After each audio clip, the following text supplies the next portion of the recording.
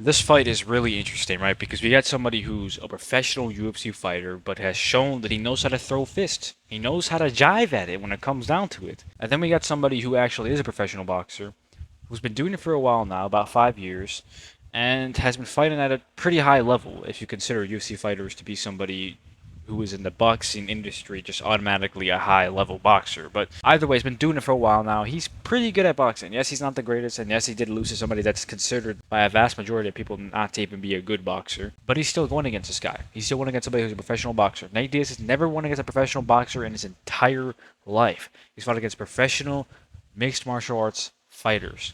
That is what Nate Diaz is known for. Nate Diaz would destroy Jake Paul 10 times out of 10 in a UFC fight. You could put my goddamn money on it. You could put my soul on it. And a boxing match is very different. Jake Paul is larger. He's like 6'2". He definitely has more muscle mass. And Nate Diaz is not going to be able to triangle choke Jake Paul. Okay, trust me, you just can't do it in boxing. Now, me myself, I was a yellow belt in karate when I was younger. If I went into a boxing match and decided to fight somebody in a boxing match, I would get my ass handed to me. I would get my ass handed to me because I'm not a boxer. I'm not. Now, in a real street fight, that's different. Obviously, somebody that's trained in jiu-jitsu, who knows BJJ, goes against somebody who's just a fucking boxer. Most likely, that person that knows jiu-jitsu is going to beat that person that is a boxer.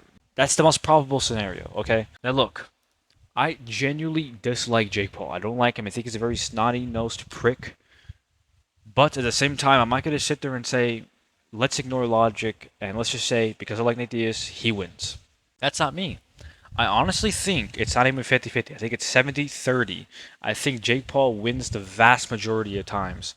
I think he absolutely destroys Nate Diaz throughout the couple of rounds in a scenario. But the most probable scenario is that he just TKOs Nate Diaz by maybe around 8. I don't see it going 10 rounds because Nate Diaz is so much older than Jake Paul and he's kind of lost his flair when we're comparing him to his younger self. And obviously, he's not as fast because he's a lot older now, and that's one of the cons that happens when you get older. It just sucks because I hate when these UFC fighters accept these boxing matches. Yes, it's entertaining, but it's like these are legends of their sport, and they should die. They should die by their sport. And when they go into a boxing match, it almost takes a shit stain on their name because it's like this guy is one of the greatest UFC fighters ever. He should be fighting Jake Paul in a UFC match, not in a boxing match. That's stupid. Because most likely he's not going to win. I think he even knows that. I don't think that's that hard to understand. Jake Paul is a lot younger, he's a lot faster, and he's a lot stronger. And he's more skilled. I mean, he just is. He's more skilled in boxing. That's already multiple things I just listed. And to be honest with you, that's enough to get him to win. But we'll see how it turns out. I hope Nate Diaz wins. I can relate to Nate Diaz a lot more than I can relate to Jake Paul, but just because I like him more, I'm not going to ignore facts. Anyways, guys, that's it. Bye.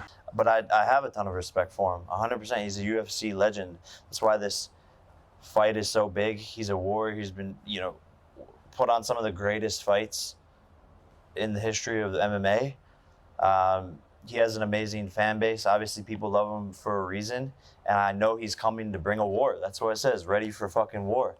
And I think the fans are the ones who get to win the most out of all of this because we both don't want to lose. We both don't want to back down. And Are you coming back?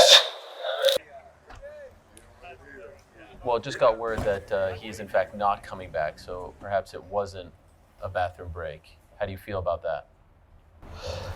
I think it's hilarious, actually. Why? It's just funny. Like he's like a insane individual.